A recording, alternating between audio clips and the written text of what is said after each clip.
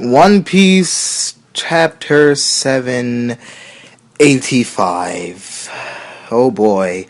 So we start this chapter out with Luffy continuing his sucker punch from the last chapter, destroying Doflamingo's face basically. Cavendish sees him and he's like, he somehow got stronger. And not Doflamingo, Law is like, yeah, he got a lot stronger. I guess he did have some other skill that, he's able to use, but he's using too much of his haki, which I didn't even know was a thing. There's a thing of using too much haki? Then we see a character that we haven't seen in a while. Jesus, the guy that's on Blackbeard's team, or crew, should I say. He says, should I go, or should I wait, or should I go? Then there's like a mysterious figure in the background that says like, nothing. Long and behold, that mysterious person was just Koala. Oops. Then we have Viola, who's like giving a report or whatever to her father that there are no executives left. There's no one of the Don Quixote family now except for Doflamingo himself. Then later we go to Frankie, who's explaining to us that the outer walls of the factory that we had destroyed, the Smile Factory I think it was, or just the factory that's on dressrosa, the outer walls of it are made of sea prisms. So Doflamingo's his bird cage can't cut it. So yeah, because it's a devil fruit power, and devil fruit powers just don't do anything to sea prism stone. So the bird cage is just pushing it along with all the other stuff. Then Frankie sees Zoro, and he's like, Zoro, Kinemon, you're going the wrong way. The center of the island's the other way. But Zoro's like, no, I'm going to stop this thing. I'm going to hold it off just for a while. And that one dark eye that Frankie has is really starting to creep me out. It makes him look like a Five Nights at Freddy's animatronic or something.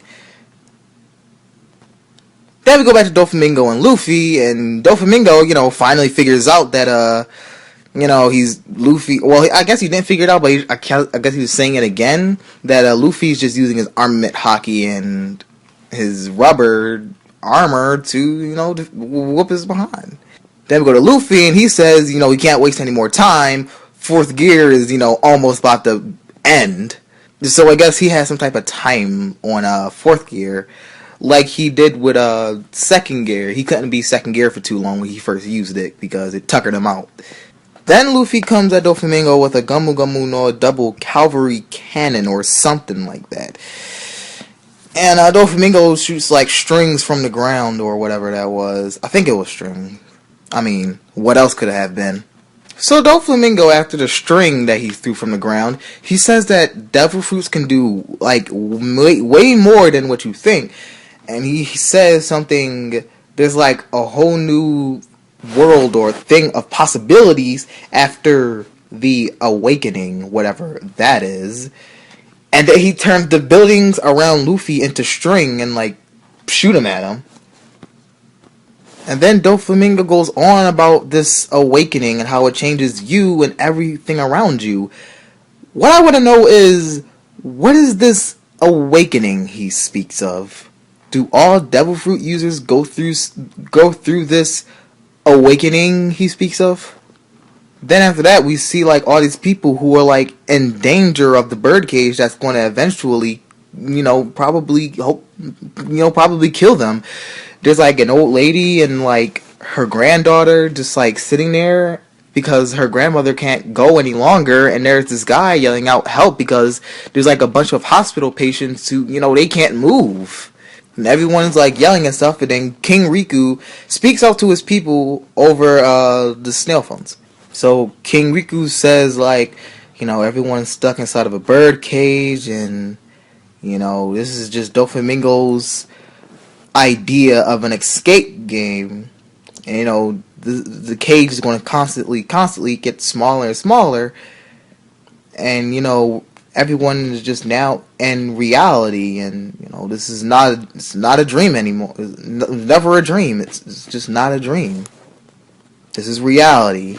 You might die. You might have already died, and you possibly will live. It's just pray to God that, you might live. He says that, they've been under Doflamingo for 10 years now. And then he calls Dressrosa a cage itself. And everyone was just, puppets to Doflamingo. Who knows? They might have actually been so, because, that's basically his power. Then he says, the Don Quixote family is that you thought was invincible are now getting, destroyed. And, everyone at Dressrosa in the Don Quixote family is defeated, all the executives and everything, and all that is left is Doflamingo himself. And then he says the one fighting him right now is the pirate Straw Hat Luffy. And King Riku says he's sure that Luffy's the one that will break the cage for Dressrosa. And he says, win or lose, all will be decided in a matter of minutes. So then King Riku tells everyone to just run, live. Don't push over anyone or run over people. Just keep running and, live on. And he says there's always hope and don't give up.